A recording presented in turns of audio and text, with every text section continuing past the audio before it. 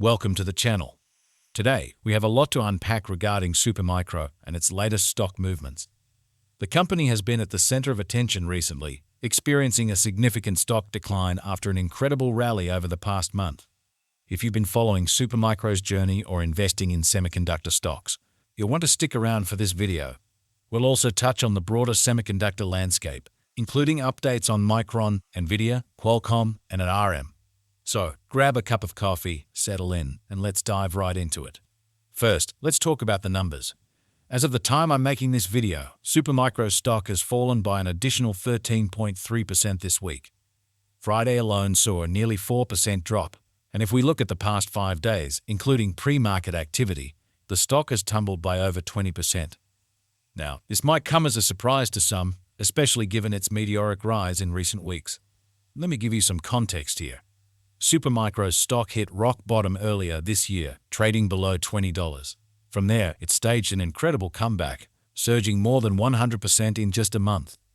Over the past year, it's been up by a staggering 6,768%. But as they say, what goes up must come down. This recent pullback has left many investors wondering, what's happening with Supermicro? Is this just a natural correction, or is there something more concerning going on behind the scenes? Well, that's exactly what we're going to explore today. So, what's the story behind this decline?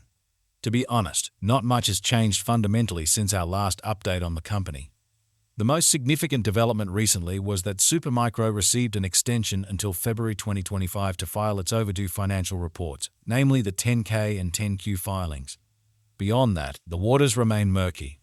Most of the recent activity around Supermicro has been driven by speculation, market rumors, and some intriguing reports. Let's break these down. For those unfamiliar, Supermicro is not just another name in the tech industry. It's a company that produces tangible, valuable products and services. For example, they've played a significant role in helping SMCI build out the colossal supercomputer project, a system that boasts over 1 million GPUs. They're also setting up local operations in Memphis to support these massive initiatives. Clearly, Supermicro is an operationally sound company. So, why the turbulence in its stock performance? Well, the answer lies in the complexities of being a publicly traded company. When you're listed on major exchanges, there are rules and regulations you must follow. Failure to comply with these can lead to severe consequences, including penalties, loss of investor confidence, and even delisting. Unfortunately, this isn't Supermicro's first run-in with regulatory challenges. Back in 2018, the company found itself in a similar situation, ultimately resulting in its delisting. Could history repeat itself? That's the million-dollar question. The market, as you know, thrives on sentiment. Even the slightest rumor can set off a chain reaction of buying or selling, amplified by algorithms that dominate today's trading landscape. Recently, there's been chatter that Supermicro might be exploring equity and debt options to stabilize its operations. According to some reports, the company is considering a PIPE private investment in public equity transaction and has been in early discussions with private equity firms to gauge their interest. Now, these are just rumors at this stage, but they've certainly caught the market's attention. Adding to the intrigue, there's been some insider activity. A director of the company recently acquired 860 shares through restricted stock units (RSUs) as part of their compensation package. While this may seem like a routine transaction, it does raise questions. Are these insiders signaling confidence in the company's future, or are they merely fulfilling contractual obligations? What do you think? Feel free to share your thoughts in the comments below. Now, let's address the elephant in the room, the possibility of delisting. There's a common misconception that being delisted spells doom for a company. That's simply not true. A delisted company can continue its operations, serving its clients and generating revenue. However, it won't be listed on major exchanges like the Nasdaq or NYSE. This could limit liquidity and visibility, but doesn't necessarily impact the core business. In fact, Supermicro has demonstrated its resilience before. Following its 2018 delisting, the company managed to bounce back and regain investor trust. Whether history will rhyme this time remains to be seen. Shifting gears, let's zoom out and take a look at the broader semiconductor industry. This sector is the backbone of modern technology, and it's always buzzing with activity. Here are a few highlights from this week. Micron. Micron received a bullish price target of $150 ahead of its earnings report scheduled for December 18th. Analysts are optimistic about a DRAM recovery in 2025, driven by favorable supply-demand dynamics.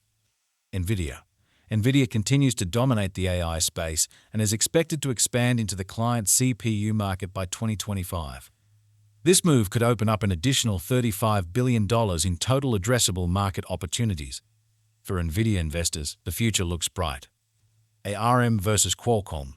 A legal battle is underway between these two semiconductor giants over licensing agreements and intellectual property rights. This trial could have far-reaching implications for the industry, so it's one to watch closely. Returning to Supermicro, let's talk technicals. After its remarkable rally in October, the stock has retraced approximately 35% from its December peak. Historically, we've seen similar patterns. Back in 2018, the stock surged 65% before declining sharply ahead of its delisting. This time, the rally was even more dramatic, with a 150% gain from its lows. While past performance isn't always indicative of future results, it's worth noting the similarities. As the saying goes, history doesn't repeat itself, but it often rhymes. So, what does this all mean for Supermicro investors? The road ahead is uncertain, but one thing is clear. Supermicro remains a company with real products and services that add value to the tech ecosystem. Whether it's helping scale massive supercomputing projects or pioneering green computing solutions, the company's operational strengths are undeniable. However, the challenges of regulatory compliance and market sentiment cannot be ignored. For those considering an investment, my advice is to stay informed and diversified. The semiconductor industry is full of opportunities, but it's also a space where risks can materialize quickly. As always, do your own research and consult with a financial advisor before making any investment decisions. If you found this video helpful, please give it a thumbs up and consider subscribing to the channel. Your support helps us continue to bring you in-depth market analysis. Thanks for watching, and I'll see you in the next video. Take care.